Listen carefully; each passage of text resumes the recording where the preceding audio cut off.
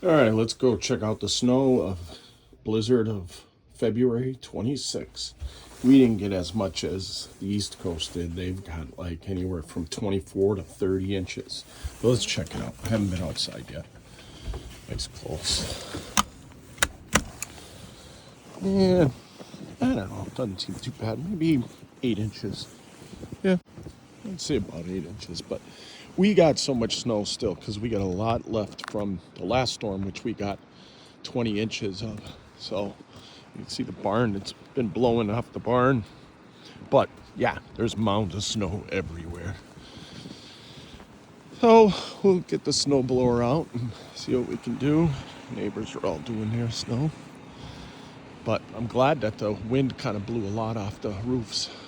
I'll have to shovel that stuff off, but it is what it is. But yeah, you can see, I mean, we just got mounds of it. This is all, it's just piles of it. February, I don't even know what the hell today is, but February, let's see, 24th, 23rd, 23rd. So, yeah. So let's get the snowblower going. Yeah, I could use the tractor too, but snowblower does a nice clean job.